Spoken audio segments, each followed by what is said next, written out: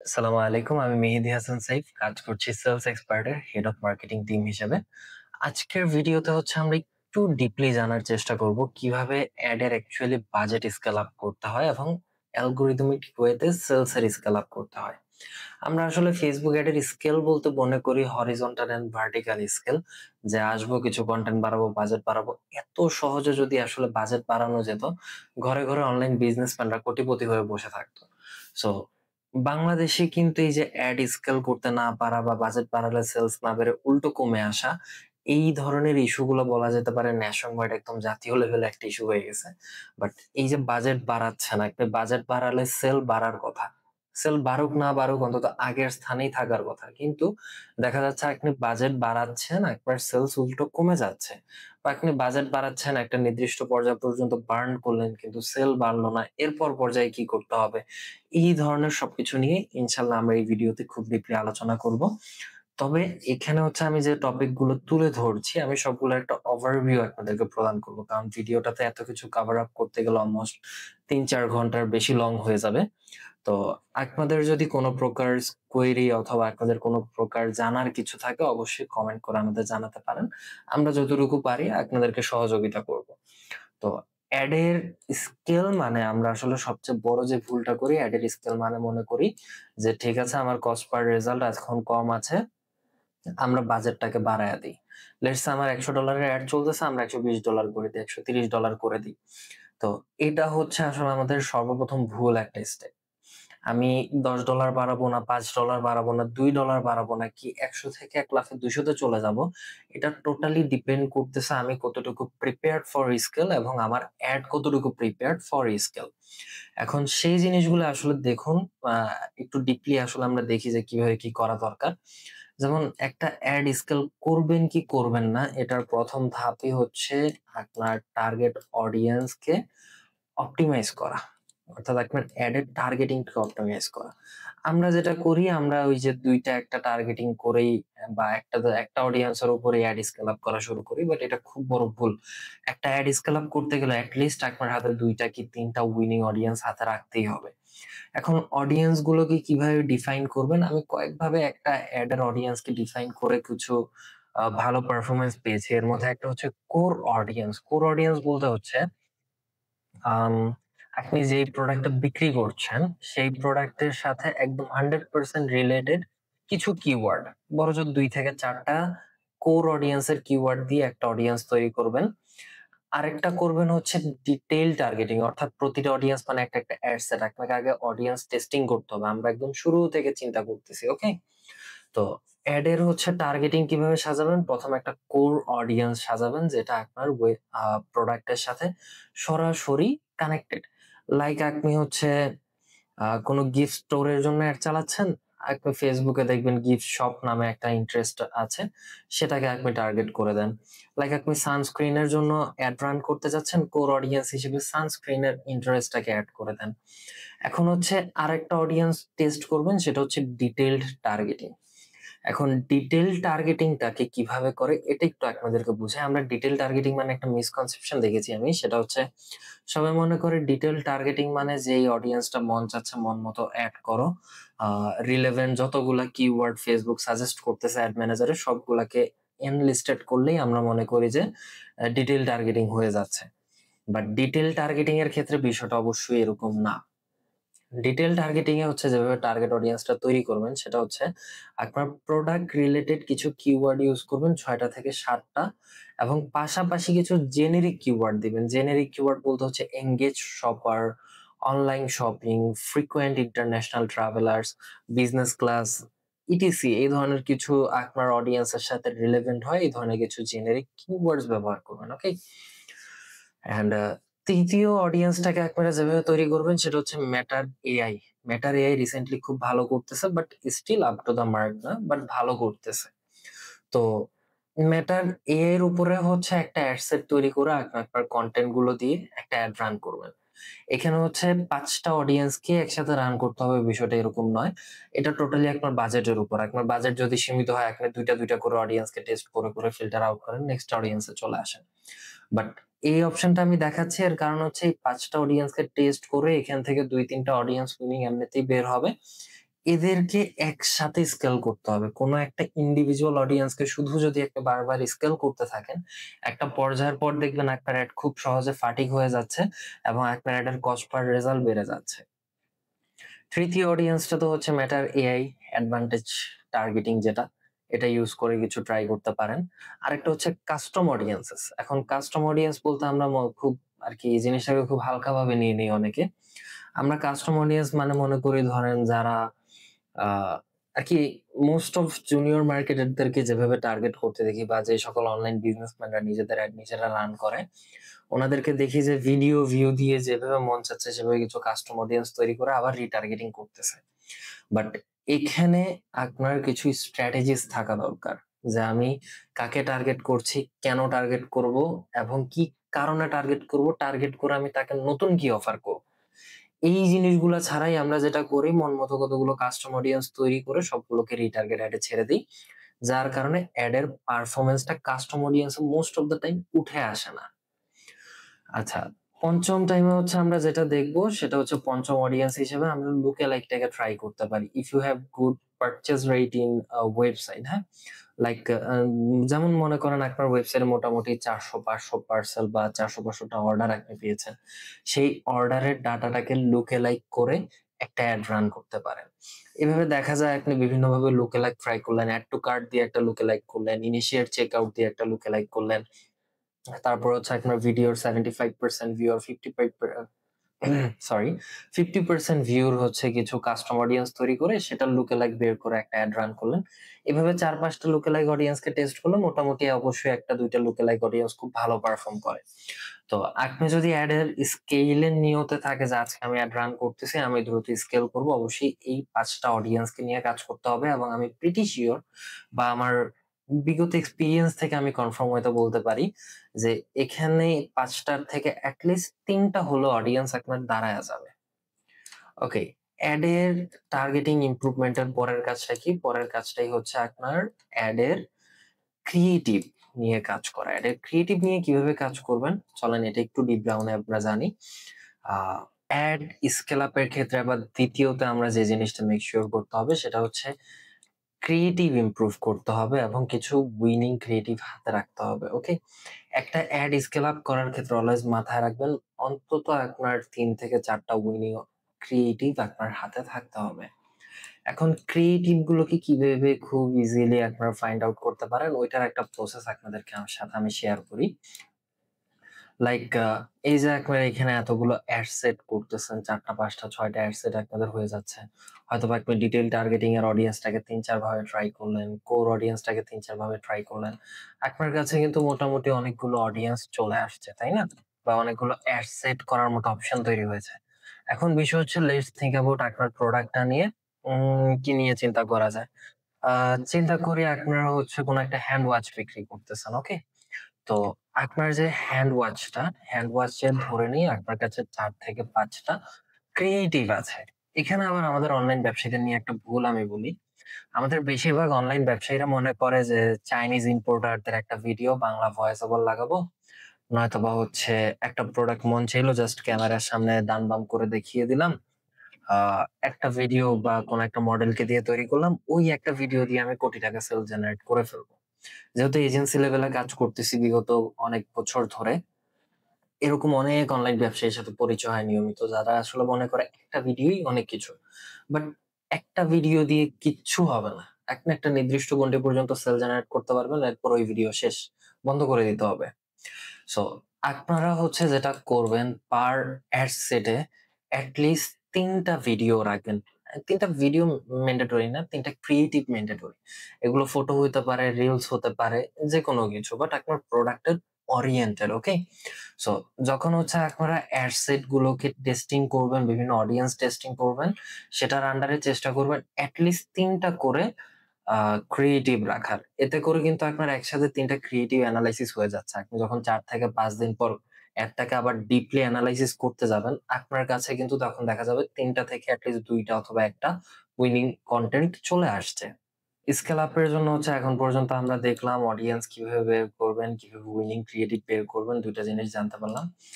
Next এ হচ্ছে একটা অবহেলিত জিনিস জানতে হবে। এটা আমার মনে হয় বাংলাদেশে খুবই অবহেলিত। কোন কোর্সেসও খুব বেশি একটা দেখায় না বা মোস্ট অফ জুনিয়র ডিজিটাল মার্কেটাররা এই জিনিসটাকে ইমপ্লিমেন্ট করে না। সেটা হচ্ছে বিডিং স্ট্র্যাটেজিটাকে আমরা টেস্ট করি না। Facebook এর কিন্তু অনেকগুলো বিভিন্ন টাইপের বিডিং স্ট্র্যাটেজিস থাকে। আমরা করি কি বাই ডিফল্ট হচ্ছে Facebook যেটা সিলেক্ট করে দেয় আমরা ওইটার উপরে এড রান করে দিই।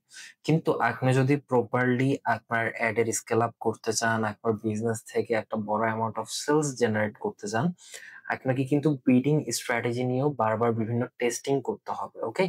অলওয়েজ বিভিন্ন ধরনের নতুন বিডিং স্ট্র্যাটেজি গুলোকে ট্রাই করবেন। যেমন সিপিসি বা হচ্ছে কস্ট পার থাউজেন্ড ইমপ্রেশন। আসলে কোন বিডিং স্ট্র্যাটেজিটা আপনার সাথে প্রপারলি যাচ্ছে এই জিনিসটা এনালাইসিস করে আপনাকেই ফাইন্ড আউট করতে হবে। তারপর হচ্ছে আমরা দেখি পয়েন্ট 4। পয়েন্ট 4 এ কি বলা হয়েছে? পয়েন্ট 4 হচ্ছে monitor and optimize ad performance. আচ্ছা, এটা দেখানোর আগে আমি একটু কিছু জিনিস বলে নিই। আমরা অ্যাড এর মনিটর বা বিশেষ করে আ যে সকল অনলাইন ব্যবসায়ীরা নিজেদের অ্যাড নিজেরা রান করতেছে, এমন যতগুলো অনলাইন ব্যবসায়ীর সাথে আমার কথা হয়েছে, প্রত্যেকেই অ্যাড মনিটর মানে মনে করে হচ্ছে অ্যাড এর কস্ট পার রেজাল্ট মনিটর করা। বাট আপনার যদি ড্রিম বিগ হয়, আপনি শুধুমাত্র একটা প্যারামিটার এনালাইসিস করেই কিন্তু কখনো ভালো আউটপুট অথবা ভালো সাস্টেইনেবল আউটপুট নিয়ে আসতে পারবেন না। তো এখানে হচ্ছে অনেকগুলো মেট্রিক্সকে এনালাইসিস করা লাগে, অনেকগুলো সিচুয়েশন ওয়াইজ এনালাইসিস করা লাগে। ওকে? এখানে হচ্ছে দেখতে পারেন আমি একটা নোট রাখছি। নোটটা হচ্ছে সেগমেন্ট পারফরম্যান্স বাই অডিয়েন্স। ওকে? অডিয়েন্সের ধরন অনুযায়ীও কিন্তু পারফরম্যান্স ভিন্ন হতে পারে। এখন সেটা কি? আমি ইনশাআল্লাহ এই জিনিসটাকে একটু ব্রেকডাউনে এনালাইসিস করলে আপনারা বুঝতে পারবেন। আচ্ছা, এটা একটু দেখা যাক। এবার হচ্ছে আমরা একটু বিস্তারিত দেখব অ্যাড মনিটর এবং অপটিমাইজ কিভাবে আরকি অপটিমাইজ হয়েছে কিনা, কি দেখে অপটিমাইজেশনটা নিশ্চিত করবেন। এই জিনিসটা আসলে কোন প্যারামিটার গুলো না দেখলেই নয়, সেগুলো শেয়ার করব।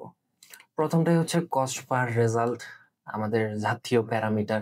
যে একটা প্যারামিটার দেখে most of digital I mean junior digital marketer অথবা অনলাইন ব্যবসায়ীরা ডিসিশন নিয়ে ফেলে। অথচ এর পাশাপাশি কিন্তু আমাদের আরো অনেকগুলো প্যারামিটার দেখতে হবে, যেমন কনভার্সন রেট। আপনার কনভার্সন রেট দেখতে হবে যে আপনার ইমপ্রেশন রিচ এর এগেনস্টে বা ভিজিটরের এগেনস্টে আপনার কনভার্সন রেট কত। আপনার cost per result high but আসলে কনভার্সন রেটটা কতটুকু লো বা কত পার্সেন্ট, এই জিনিসগুলো জানা থাকলে কিন্তু আপনি আইডিয়া করতে পারবেন যে আমার অ্যাডে কাজ করতে হবে নাকি আমার ওয়েবসাইটের ইউআই নিয়ে কাজ করতে হবে। সবসময় আসলে অ্যাড খারাপ পারফরম্যান্স করলে আমরা দোষ করে বসি যে অ্যাডের টার্গেট অডিয়েন্স কাজ করতেছে না। কিন্তু একটা অ্যাড খারাপ পারফর্ম করার ক্ষেত্রে ল্যান্ডিং পেজের আ এখানে কারণ হতে পারে, আপনার ক্রিয়েটিভ এখানে কারণ হতে পারে, বা আপনি যদি সেন্ড মেসেজ ক্যাম্পেইন রান করেন সেক্ষেত্রে আপনার মডারেটরের কথাবার্তা বলার ধরনও একটা সেলস না পাওয়ার কারণ হতে পারে। তারপর হচ্ছে অ্যাডের সিটিআর অ্যানালাইসিস। অ্যাডের সিটিআর মানে হচ্ছে আপনার অ্যাডের ক্লিক থ্রু রেট। এটা যত বেশি হবে আপনার অডিয়েন্স আপনার সাথে তত বেশি ইন্টারেক্ট করতেছে বলে বুঝাবে। ওকে? তো এগুলো নিয়ে আসলে খুব ডিপ ডাউন অন্য একদিন আলোচনা করব, বা আপনারা YouTube এ সার্চ করলে খুব ভালো ডিপ ডাউন এনালাইসিস পাবেন, বা ChatGPT তো আছেই। ChatGPT কে গিয়ে বললে হবে যে কনভার্সন রেট কি মেটা অ্যাডে, এটা কিভাবে বলবো? ওই আপনাকে বলে দিবে। তো যার কারণে এই জিনিসগুলো নিয়ে আমি আর টাইম স্পেন্ড অতিরিক্ত না করি। অলরেডি ভিডিও অনেক লম্বা হয়ে যাচ্ছে। আরেকটা প্যারামিটার দেখা খুব জরুরি, সেটা হচ্ছে এড টু কার্ট কি পরিমাণ হচ্ছে এবং ইনিশিয়েট চেকআউট কি পরিমাণ হচ্ছে। ধরেন আপনার কোনো একটা ক্রিয়েটিভ বা কোনো একটা অডিয়েন্স থেকে আপনার পারচেজ আসতেছে না বা পারচেজ খুব কম আসতেছে, যার কারণে আপনার কস্ট পার রেজাল্টটা খুব বেশি। কিন্তু দেখা গেল আপনার অন্যান্য অডিয়েন্স এবং অন্যান্য ক্রিয়েটিভ এর তুলনায় এই ক্রিয়েটিভ বা এই অডিয়েন্সটাতে আপনার এড টু কার্ট বেশি কিংবা ইনিশিয়েট চেক আউটও তুলনামূলক বেশি। সেক্ষেত্রে যদি আপনি এই অ্যাডটাকে এখনই বন্ধ করে দেন শুধুমাত্র সিপিআর এনালাইসিস করে, সেক্ষেত্রে কিন্তু এটা আপনার বিজনেসের জন্য একটা ডেডলি ডিসিশন। কিভাবে? কারণ এই অ্যাডটা আপনাকে কোল্ড অডিয়েন্স এর কাছে নিয়ে যাচ্ছিল, কোল্ড অডিয়েন্সকে সে কনভার্ট করতে হেল্প করতেছিল। আপনি যদি এই যে এড টু কার্ট করেছে এমন পিপলস এবং ইনিশিয়েট চেক আউট করেছে এমন পিপলসদের দিয়ে একটা কাস্টম অডিয়েন্স করে একটা সেলস ফানেল অ্যাক্টিভেট করেন, তখন কিন্তু অটোমেটিক্যালি আপনার কস্ট পার রেজাল্ট কমে আসবে। আশা করি বুঝতে পারছেন আমি কি বুঝিয়েছি। দিস ইজ ওয়াই আমি বললাম যে শুধুমাত্র কস্ট পার রেজাল্ট দেখে একটা অ্যাড চলবে কি বন্ধ হবে না, বাজেট কমবে না বাজেট বাড়বে এনালাইসিস করেই আরকি আদার মেট্রিক্স গুলো এনালাইসিস ছাড়াই ডিসিশন নেওয়া যায় না। ফ্রিকোয়েন্সি অনেক সময় কস্ট পার রেজাল্ট বা যেকোনো কস্টিং বেড়ে যাওয়ার অন্যতম একটা কারণ থাকে ফ্রিকোয়েন্সি। আমরা দেখা যাচ্ছে একটা অ্যাড ছাড়ছি, এটার কস্ট পার রেজাল্ট বেশি, ধুমধাম বন্ধ করে দিচ্ছি বিকজ অফ ফ্রিকোয়েন্সি বেশি। আ কস্ট পার রেজাল্ট বেশি দেখি। বাট কস্ট পার রেজাল্টটা কেন বেশি সেটাটা একটা আমরা ফাইন্ড আউট করার চেষ্টা করি না। এর মধ্যে অন্যতম একটা কারণ থাকে ফ্রিকোয়েন্সি। বিকজ একটা অডিয়েন্সকে একটা অতিরিক্ত পরিমাণে অ্যাড দেখালে আপনার অ্যাড ফাটিগ ধরে যাবে বা আপনার অ্যাডের কস্ট পার মাইল বেড়ে যাবে। তো সেই জিনিসগুলার এগেইনস্ট আপনাকে কি স্টেপ নিতে হবে সেই অ্যাডটাকে অপটিমাইজ করার জন্য, এটা কিন্তু আপনি ফ্রিকোয়েন্সিটা না দেখলে ডিসিশন নিতে পারবেন না। এরপর হচ্ছে ইমপ্রেশন টু পারচেজ রেশিও। এটা হচ্ছে বলতে গেলে আমার খুব পছন্দের একটা প্যারামিটার এটা। বিকজ Facebook যেহেতু আমাদেরকে পার ইমপ্রেশন এর ভিত্তিতে চার্জ করতেছে, সেক্ষেত্রে আমরা এনালাইসিস করতে পারি যে আসলে কতগুলো ইমপ্রেশন আনার বিনিময়ে আমি পারচেজ পাচ্ছি। তখন হচ্ছে আমি নেক্সট একটা অ্যাড এর প্ল্যান বানাতে পারি যে ঠিক আছে, আমি এতগুলো ইমপ্রেশন এনেছি, এর বিনিময়ে এতগুলো অর্ডার আমার আসছে। তো আমি কি করতে পারি? লেটস সে আমি ১০০ টা ইমপ্রেশন এনেছি, আমার ১০ টা পার্সেল আসছে, ১০ টা অর্ডার হয়েছে। আমি যদি এখন ২০০ টা ইমপ্রেশন আনি, দেখেন আমরা কিন্তু এখানে ডলারে হিসাব করব না, আমরা এখানে হিসাব করব ইমপ্রেশনে। আমরা হিসাব করি কি $10 এ ১০ টা অর্ডার আসছে, $20 করে দাও, ২০ টা অর্ডার আসবে। এইভাবে কাজ করে না। আপনি $20 করে দিলে আপনার ফ্রিকোয়েন্সি বেড়ে যাইতে পারে। আপনার কোল্ড অডিয়েন্স এর কাছে অ্যাড চলে যাইতে পারে। আপনার সিটিআর ড্রপ করতে পারে কোনো একটা কারণে। বাট আপনি যদি ইমপ্রেশনকে ধরে প্ল্যান করেন, সেক্ষেত্রে আপনার এই ধরনের আরকি ধাক্কাটা খাওয়ার সম্ভাবনা খুব কম। সো ইমপ্রেশনের এগেইনস্ট এ পারচেজ রেশিওটা একটা ভালো আইডিয়া দিবে কিন্তু আপনাকে। ওকে? Landing page view. আমরা হচ্ছে দেখতেছি কি পরিমাণ অ্যাড টু কার্ট হচ্ছে, আমরা হচ্ছে দেখতেছি কি পরিমাণ ইনিশিয়েট চেকআউট হচ্ছে, আমরা হচ্ছে দেখতেছি কি পরিমাণ অর্ডার আসতেছে, বাট দেখতেছি না কি পরিমাণ মানুষ ল্যান্ডিং পেজে যাওয়ার পর আমাকে অর্ডার দিয়েছে। আপনার যদি একটা আইডিয়া হয়ে যায় যে ১০০ টা মানুষ আমার ল্যান্ডিং পেজে এসে আমি একটা অর্ডার পেয়েছি। দ্যাট মিনস আমার ল্যান্ডিং পেজে ২০০ মানুষকে আবার আনতে হবে। ২০০ মানুষকে আমি আনলে কি হবে? আমার ২ টা অর্ডার হবে। এখন ২০০ মানুষ আনতে আমার কত টাকা খরচ হইতে পারে? এটা আদার প্যারামিটারস এনালাইসিস করে তারপর ডিসিশন নিবেন। এটাই হচ্ছে আমাদের মেটা মার্কেটারদের বা মেটা মার্কেটিং করতে গিয়ে অ্যাড স্কেল আপ এর একটা অন্যতম ভুল। অন্যতম ভুলটা কি? ওই যে আমি শুরুতেই বললাম যে আমরা বাজেটটাকেই বাড়ায় মনে করি যে সেল বেড়ে যাবে। বাট আমাদেরকে চিন্তা করতে হবে বাজেট তো বাড়াবো, বাট বাজেট বাড়িয়ে কি আনবো? যেমন এই প্যারামিটারটাকে ধরে যখন আপনি এনালাইসিস করেন, আপনার চিন্তা হতে পারে যে এই মুহূর্তে আমি আমার ল্যান্ডিং পেজ ভিউ বাড়াবো, এই টাইপের ক্যাম্পেইন দিয়ে আমার অমুক অবজেক্টিভটা উইনিং। আ লাইক আপনি প্ল্যান করতে পারেন যে আমার অমুক অডিয়েন্সটা উইনিং, আমার অমুক ক্রিয়েটিভ সেটটা উইনিং। আমি ওইটাকে দিয়ে এতদিন ১০০ টা ল্যান্ডিং পেজ ভিউর এগেইনস্ট এ ১০ টা অর্ডার পেয়েছি। এখন থেকে আমি ল্যান্ডিং পেজ ভিউ ২০০ টা আনবো। আমি তো ২০ টা অর্ডার নিবো। এখন ২০০ টা ল্যান্ডিং পেজ ভিউ আনতে হয়তোবা আপনার আগে $10 খরচ হইতো। এখন $20 খরচ হইতে পারে, $25 ও খরচ হইতে পারে, $15 ও খরচ হইতে পারে। ডিপেন্ডস। বাট এই প্যারামিটার গুলো আমাদের দেখতে হবে। আমরা বেশিরভাগ সময় এই একটা প্যারামিটার দেখে ডিসিশন নেই বড়, বড় অ্যাড এর ক্ষেত্রে, যেটা একটা ভুল ধারণা। আরেকটা অপশন হচ্ছে আপনার ভিডিও প্লে। ভিডিও প্লের অনেকগুলো পার্সেন্ট আছে দেখবেন যে ২৫%, ৫০%, ৭৫% অর্থাৎ কতটুকু পর্যন্ত আপনার ভিডিওটা আপনার অডিয়েন্সকে ধরে রাখতে পারছে সেটাও কিন্তু বুঝাচ্ছে। সো আপনার ক্রিয়েটিভটা কতটুকু হুকি বা ক্রিয়েটিভটা কতটুকু ওয়ার্কিং সেটা কিন্তু এই প্যারামিটারটা দেখলেই আপনি বুঝতে পারতেছেন। আরেকটা আমি মেট্রিক্স বলি, সেটা হচ্ছে ভিডিও হুক রেট। ইমপ্রেশনের এগেইনস্ট এ ভিডিওর হুক রেট দেখবেন। ওকে? এতে করে আপনার একটা ভালো ধারণা হবে যে আমার ভিডিওটা কতটুকু হুকি, আমার ভিডিওটা টার্গেট অডিয়েন্সকে কতটুকু ক্যাচ করতেছে। আ ধরে নেন আপনার ভিডিও প্লে এর রেটটা খুব কম। লাইক যত মানুষ আপনাকে থ্রু প্লে দিচ্ছে অর্থাৎ ১৫% দেখছে, তত মানুষ আপনার ভিডিওর 50% পর্যন্ত টিকতেছে না বা তার থেকে বিশাল একটা মেজর অ্যামাউন্ট ড্রপ হচ্ছে। তো দ্যাট মিনস আপনার ভিডিওর অডিয়েন্সটাকে হয় আপনি ভুল টার্গেট করেছেন, নতুবা আপনার ভিডিওটা অডিয়েন্সকে অ্যাটেনশন নিতে পারতেছে না। হুক রেটটাও সেম, আপনার ভিডিওটা আপনার টার্গেট অডিয়েন্সের কতটুকু অ্যাটেনশন গ্র্যাব করলো ফ্রম ফার্স্ট ইমপ্রেশন, এটা ম্যাটার করে। আপনার যদি হুক রেট ভালো হয়, আপনার ভিডিও প্লে ভালো হবে। আপনার হুক রেট ভালো হলে আপনার কস্ট পার রেজাল্ট এমনিতেই কম থাকবে। আপনার হুক রেট ভালো হলে আপনার হচ্ছে ফেসবুক নতুন নতুন অডিয়েন্সের কাছে আপনার ভিডিওটাকে এক্সপ্লোর করার জন্য সে এনকারেজড হবে। অ্যালগোরিদম কিন্তু চেষ্টা করে তার ইউজারের জন্য সর্বোচ্চ ফ্রেন্ডলি হয়ে থাকতে, ওকে? এবং এখানে হচ্ছে এই জিনিসটা এখন আমি আপনাদেরকে ডিসক্রাইব করি। আমরা এখানে হচ্ছে অনেকগুলো প্যারামিটার দেখলাম, যে প্যারামিটার গুলো অ্যানালাইসিস ছাড়া ভুলেও অ্যাড এর বাজেট বাড়ানো কমানোর ডিসিশন নেওয়া যায় না। এখন বিষয় হচ্ছে অডিয়েন্স তো কয়েক টাইপের হয়। কিছু অডিয়েন্স থাকবে আপনার কোল্ড অডিয়েন্স, কিছু অডিয়েন্স থাকবে আপনার ওয়ার্ম অডিয়েন্স, কিছু অডিয়েন্স থাকবে আপনার ফানেলের একদম বটমে, ওয়ার্ম হট অডিয়েন্স, ওকে? সো প্রতিটা অডিয়েন্সের সেগমেন্ট ওয়াইজ কিন্তু পারফরমেন্স ভিন্ন হইতে পারে। কোল্ড অডিয়েন্সের উপর আপনি অ্যাড ছাড়লে আপনার কস্ট পার রেজাল্ট হবে একরকম, হট অডিয়েন্সের উপর আপনি অ্যাড ছাড়লে কস্ট পার রেজাল্ট হবে অন্যরকম। ঠিক এইভাবে আপনার অডিয়েন্স ভেদেও কিন্তু এই মেট্রিক্স গুলোর রেজাল্ট ডিফারেন্ট হবে, ওকে? সো জাস্ট মেট্রিক্স এর রেজাল্ট দেখেই আবার ডিসিশন নেওয়া যাবে না। চিন্তা রাখতে হবে যে আমার অডিয়েন্সটা কোন টাইপের ছিল। সো এইভাবে যদি একটু ডিপলি আপনাদের অ্যাডটাকে অ্যানালাইসিস করতে পারেন, অ্যাড স্কেল আপ করবেন, হোঁচট খাওয়ার সম্ভাবনা বলতে পারেন 70% কমে যাবে। অ্যান্ড এই যে এত চুল ঘামানো বিশ্লেষণ, এটা যে প্রতিদিন করতে হবে বিষয়টা এরকম না। একটা অ্যাড আপনি ছাড়েন, এভরি 2 ডেইজ খুব ডিপলি অ্যানালাইসিস করেন। এই জিনিসগুলোকে নোট করে করে অ্যানালাইসিস করেন। ২ দিন আগেরটা দেখেন, ২ দিন পরেরটা দেখেন। জিনিসটাকে কম্পেয়ার করেন, কস্টিং এর সাথে কম্পেয়ার করেন, অডিয়েন্স দিয়ে কম্পেয়ার করেন। সবকিছুকে ভেঙে ভেঙে কাজ করেন, ওকে? আচ্ছা, অ্যাড স্কেলের ক্ষেত্রে হচ্ছে আমরা এখন পর্যন্ত ৪ টা স্টেজ বা কি, কি বিষয় দেখতে হবে খুব ডিপলি একটু মোটামুটি একটা ওভারভিউ নিয়ে নিয়েছি।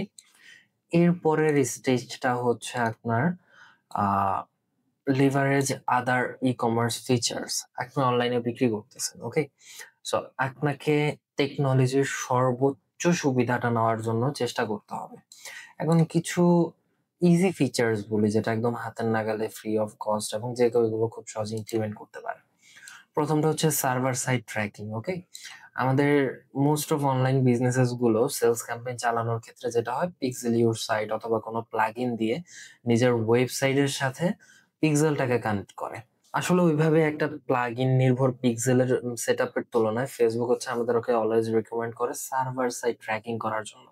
এন্ড সার্ভার সাইড ট্র্যাকিংটা যখন করবেন, আপনার কিন্তু ডাটা হবে ফার্স্ট পার্টি ডাটা। বাট আপনি যখন কোনো প্লাগইন থেকে ডাটা নিবেন বা ব্রাউজার সাইট সেটআপ করে রাখবেন, আপনার ডাটা হবে থার্ড পার্টি।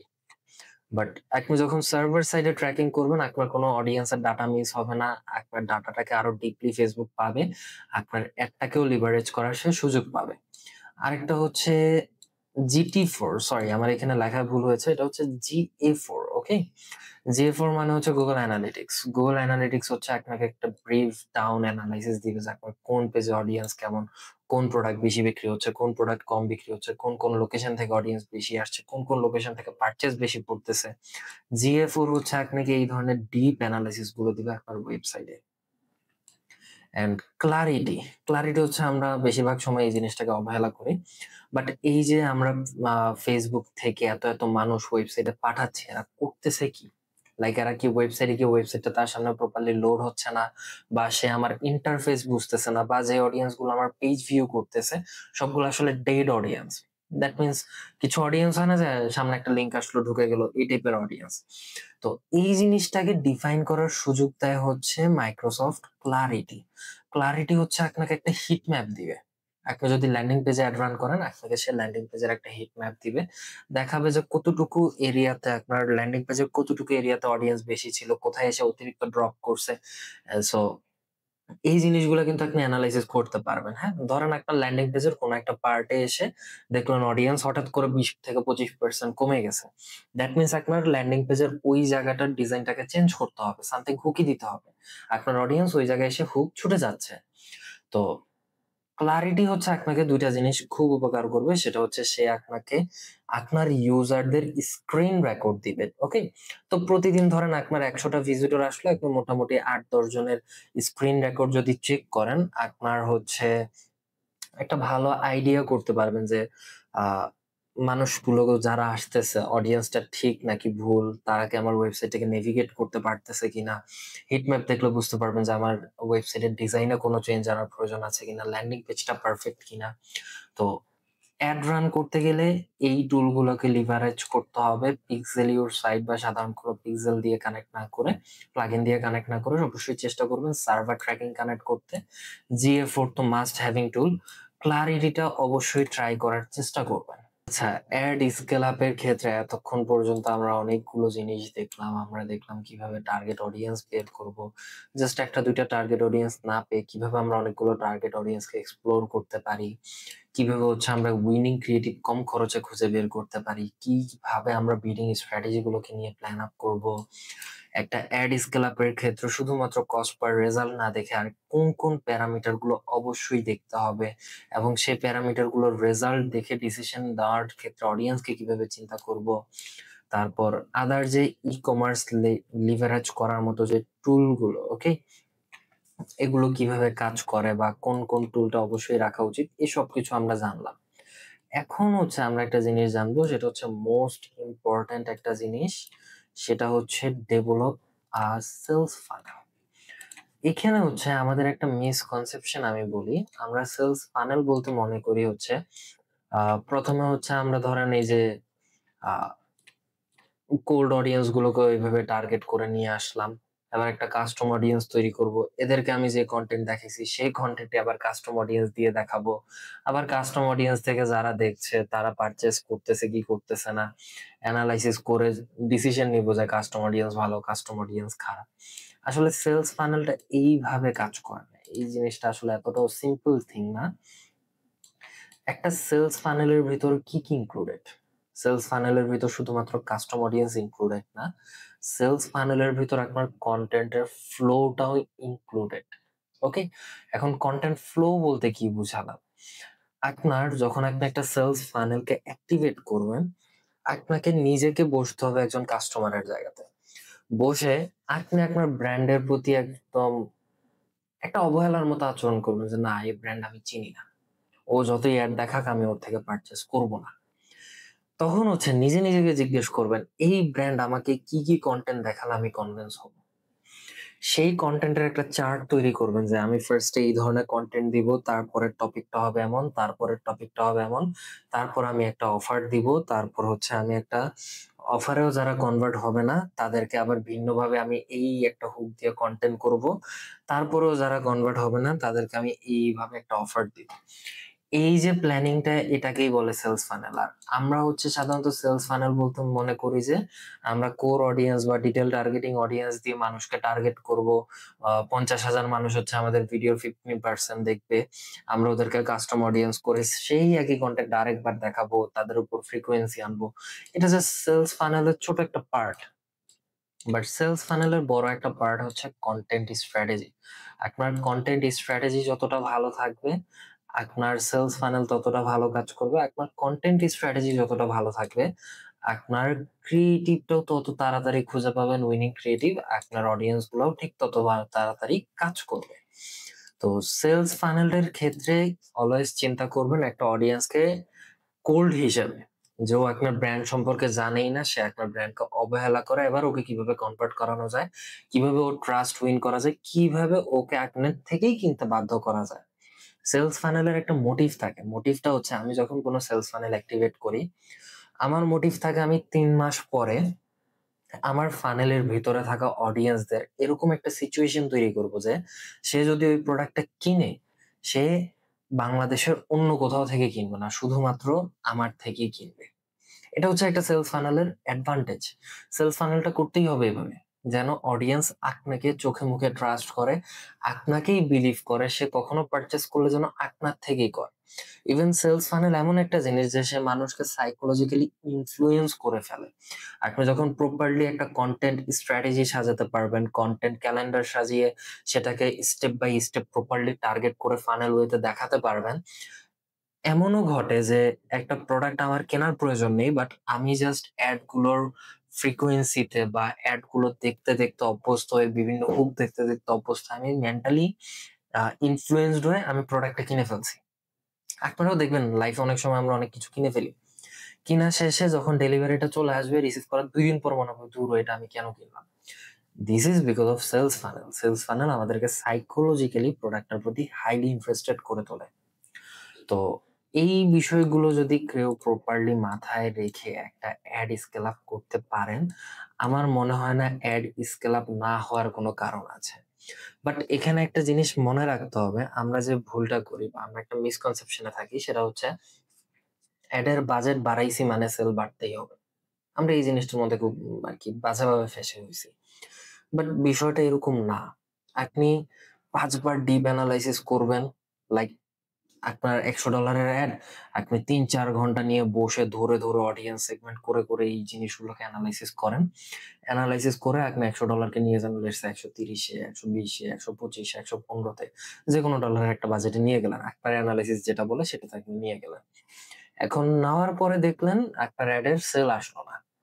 দ্যাট মিনস কি হতাশ হয়ে যাবেন? হতাশ হওয়া যাবে না। মার্কেটিং মানে হচ্ছে ট্রায়াল এবং এরর। আপনি যদি এররই ফেস না করেন কখনো সাকসেস ফেস করতে পারবেন না। দ্যাটস মিন আপনি অ্যাডটাকে স্কেল আপ করবেন, ৩ বার ৪ বার ট্রাই করবেন, ৩ বার ৪ বার আরকি ভুল হবে এনালাইসিস বা এনালাইসিস ঠিক হবে বাট অ্যাড স্কেল হবে না। ৫ম বারে আপনার সাকসেস আসবে। দ্যাট মিনস আপনাকে স্ট্র্যাটেজিক্যালি লেগে থাকতে হবে। জাস্ট ওই যে আ আমার কস্ট পার রেজাল্ট গত ৩ দিন ধরে কম। এক কাজ করি, আমার $১০ চলতেছিল $১৫ করে দেই। শুধুমাত্র এতটুকু করলে আসলে অ্যাড স্কেল আপ করতে পারবেন না। আপনাকে ট্রায়াল এরর এর থ্রু যেতে হবে।